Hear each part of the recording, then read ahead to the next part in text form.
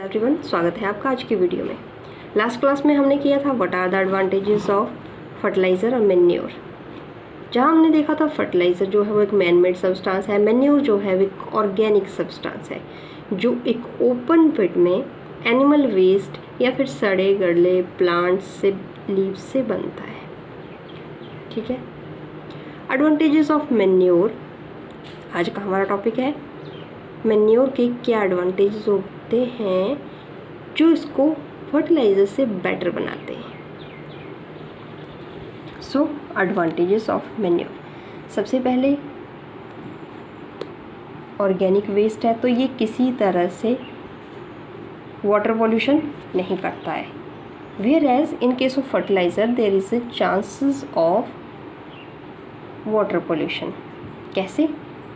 मान लीजिए आपने फर्टिलाइज़र का यूज़ किया खेतों में, प्लांट्स में, और after some time there is rain, बारिश हो गई, तो क्या होगा, वो जो यूरिया डाला आपने, फर्टिलाइज़र डाला, उसके केमिकल पानी में डिज़ोल्व होके नियर बाई जो वाटर सोर्स होगा वहाँ पे जाएंगे और वाटर को पोल्यूट करेंगे।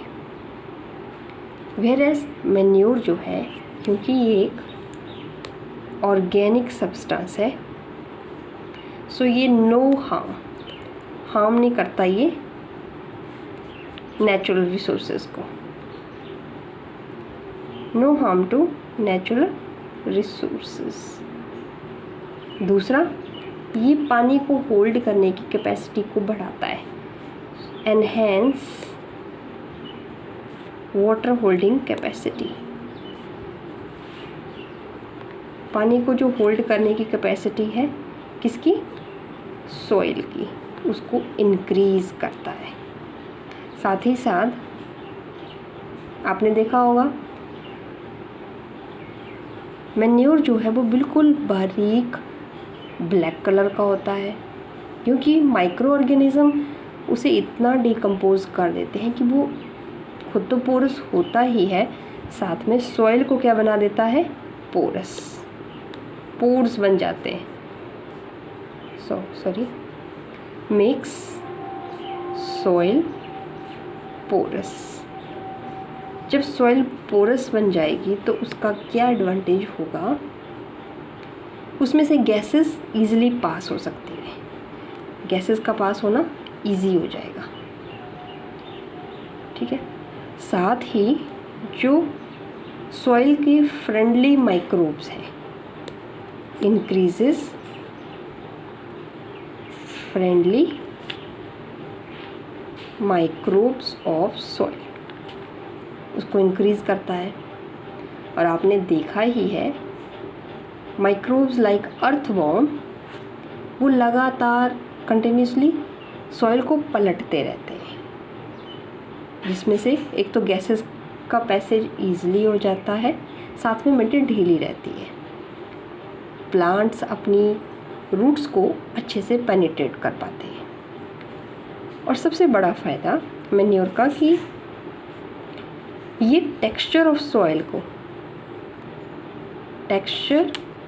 सॉइल को एनहेंस कर देता है, इम्प्रूव कर देता है, क्योंकि ये ह्यूमस देगा सॉइल को।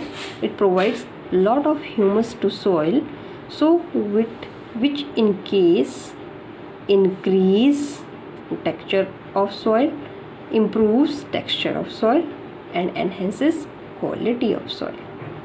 So ये थे advantages of manure. Now what is irrigation?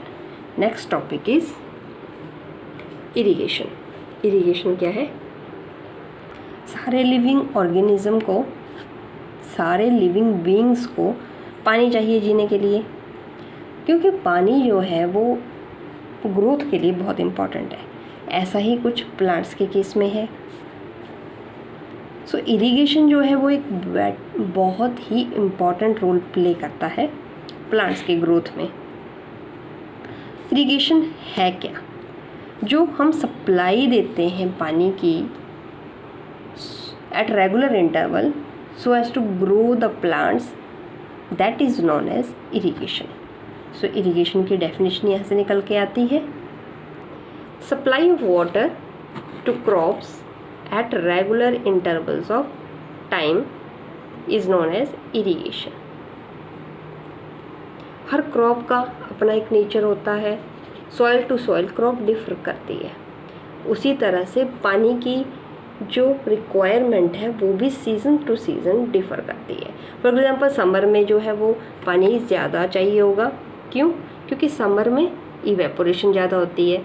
हम भी जैसे इंसान पानी ज़्यादा पीते हैं क्योंकि लगातार स्वेट के रूप में पानी हमारी बॉडी से इवेपोरेट होता है।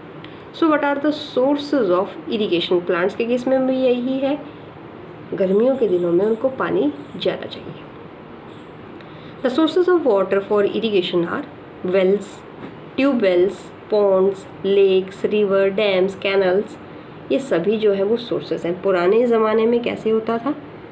इस तरह से कुआं होगा जिसको हम मोट बोलते थे, कैटल से या फिर ह्यूमन लेबर से पानी निकाला जाएगा। यहाँ पे आप देख सकते हैं, यहाँ पे पुली लगी हुई है, पुली सिस्टम है, तो यहाँ से पानी निकाला जा रहा है और ये थोड़ा हाइट पे बना होगा और प्लांट्स थोड़े नीचे की तरफ, तो प्लांट्स की तरफ पानी लगातार जाता रहेगा। दिस इज मोट। उसी तरह से एक चेन पंप लगा है, ये भी हाइट पे होगा। जैसे ये वायर जो है वो लगी हुई है, पानी की सप्लाई आ रही है और यहाँ से पानी लगातार यहाँ इन प्लांट्स को दिया जा रहा है।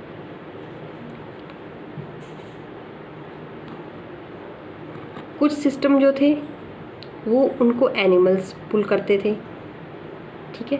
पुराने ज़माने में जैसे डीजल नहीं है, इलेक्ट्रिसिटी नहीं है, तो उस केस में इसको पंप को चलाने के लिए, जैसे ये सिस्टम है राहत सिस्टम, इसमें एनिमल जो है वो लगातार इसको राउंड राउंड राउंड घुमाता रहेगा और इधर से पानी निकलता रहेगा। उसी तरह से यहाँ पर ढीकली का एग्जांपल दिया है।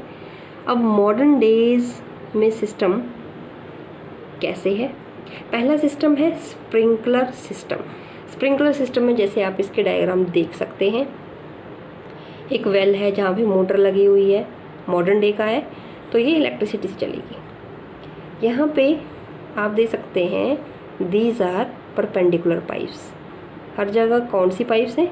परपेंडिकुलर पाइप्स हैं, और हर पाइप के ऊपर यहाँ पे आपको नोज़ल दिखाई दे रही है। A nozzle is attached to perpendicular pipes, और जैसे ही पानी की सप्लाई भेजी जाती है तो ये नोज़ल से पानी जो है वो स्प्रिंकल होता रहता है। This is known as sprinkler system. Second one is drip system. जैसे कि इसका नाम सजेस्ट कर रहा है, ड्रिप मीन्स बूंद बूंद, ड्रॉप बाय ड्रॉप जो है वो सप्लाई होता रहेगा। उसी तरह से पंप यहाँ पे अटैच है, मोटर अटैच्ड है, यहाँ पे प्लांट्स हैं। ये जो सिस्टम है वो पहुँचाएगा हर प्लांट की रूट्स तक पानी, ड्रिप ड्रिप करके पानी भेजेगा। ये सबसे यूज़फुल मेथड है मॉडर्न डेज़ में, क्योंकि इसमें पानी की वेस्टेज जो है वो सबसे कम होती है। सो ऐसे एरियाज़ जहाँ पे पानी कम है वहाँ पे ये सिस्टम अपनाया जाता है। अब प्लांट्स आपके ग्रो कर रहे हैं, आप इरिगेशन भी कर रहे हो, तो वीड्स तो उगेंगे ही। What are weeds?